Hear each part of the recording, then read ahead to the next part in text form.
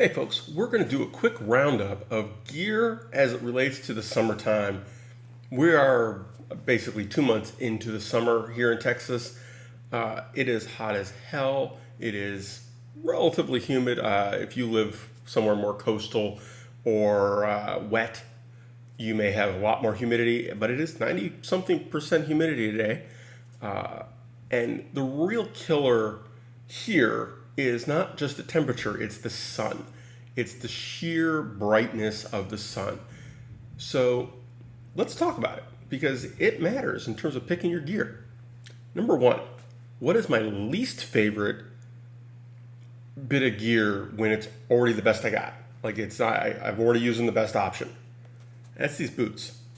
Now, when it's 100 something degrees out, airflow through your boot, questionable value. You probably are not sweating enough unless you're sitting at a stoplight and then you go to matter. I mean, it's better than nothing, right? But it's only bringing you down to ambient temperature. It is not helping drastically. Now, it's better than not being vented, but don't think it's going to keep your foot cool. The dark color, horrible. No joke. My heels, when I go to take these boots off, it is hot to the touch. The rest of it doesn't seem to soak up nearly as much heat, but this kind of plasticky rear heel, this TPR kind of heel, TPU, I'm not sure what it really is. It's kind of a blend. It soaks up heat. My heels get hot. Now, it doesn't soak up heat from the ambient heat particularly. That's okay. My left foot on my ride home is usually, my right foot on my way home is usually good. My left foot is the one that gets exposed to the sun for the whole ride home. It's brutal. It's hot. Sitting at a stoplight does make it worse because you lose some airflow, but honestly, it's just baking in the sun. There's not much you can do about it. Next items on the list, gloves.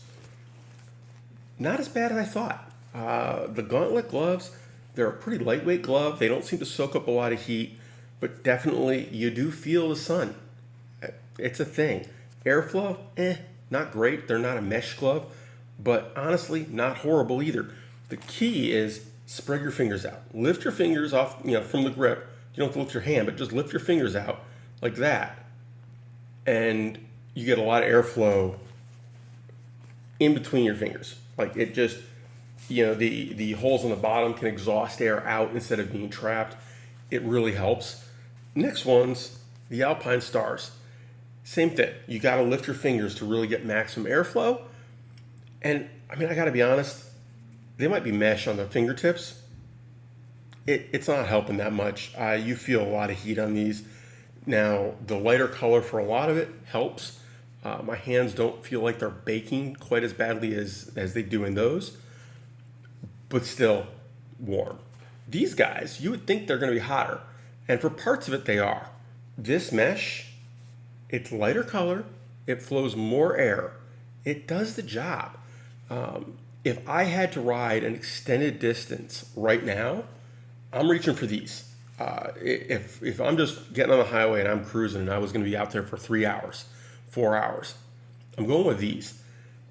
They are my least appropriate glove for the job otherwise, but they're the coolest glove I've got.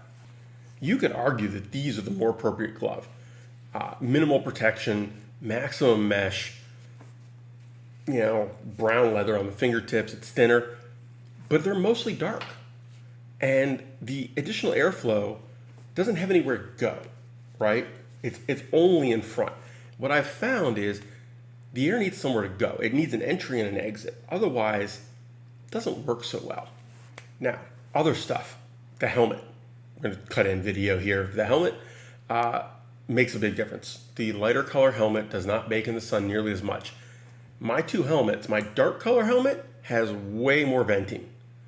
So I feel more airflow, but it's not cooler.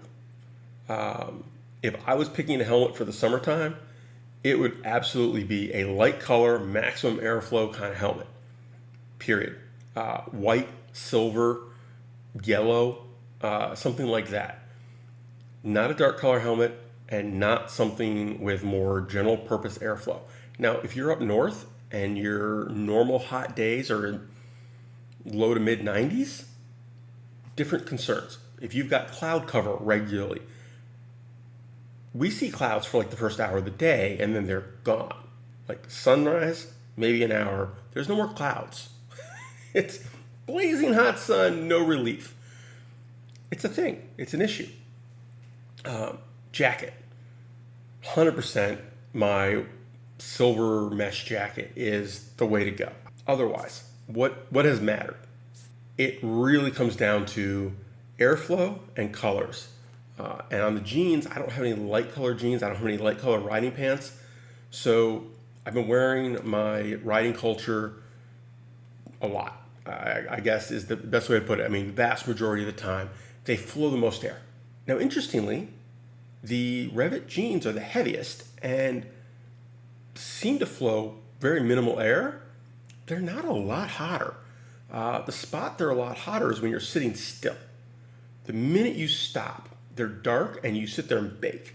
What I noticed is it's not that they flow a lot of air when you're moving, it's that the airflow is keeping them from building up heat on themselves so that you don't build up overall heat. You know, it's enough. The riding culture jeans are actually darker, but they're more airflow. If I was buying another pair, I would probably buy another pair of the riding culture. I'm good for now, but that's kind of where I'm at because overall, I think that those are more useful where I am. If I was up north, I would be looking for additional pairs of the REV'IT jeans. If you've been watching this channel for a while, you know I am not ACAT. I am be responsible. Make a analysis of your risk level, your risk aversion, and your situation, and decide how much gear. To me, the biggies, helmet, gloves. The pants, I'm not going to wear shorts on the bike. Not interested. Well, I mean, my jeans are all riding jeans basically at this point. I've got like one pair of non-riding jeans. So if I'm wearing pants, I might as well wear riding jeans. And then after that, it's basically jacket or no jacket. Most of the time, I just put the jacket on. It's fine. Riding to Walmart, Running errands in town, I'm putting the jacket on. The odds of me going down at low speed because of sand in a corner, the more corners I take in town, the higher the chance that I'm going to run into that, right? It's summertime, they're doing construction, they're doing maintenance, they're doing work on roads, on buildings, sidewalks, people are doing flower beds. It's a thing. The jacket is the most likely part to actually be needed other than the helmet and the gloves. So anyway, you do you. I am not going to preach to you that you have to do it. The helmet, I couldn't do without, not for the impact protection so much, although that too. But, I mean, I get bugs all over my helmet. I don't want that on my face. People are crazy. Just wearing sunglasses, I got a mouth, I got to be able to breathe, I got a nose, I got cheeks. I don't need that in my face. You guys are nuts. I mean, maybe if I had a Harley with a big windshield or an Indian with a big windshield or something. I see guys on sport bikes. I see guys on other naked bikes. You guys are crazy. I mean, I guess if you like a high protein bug diet, but not my thing. Anyway, ciao guys.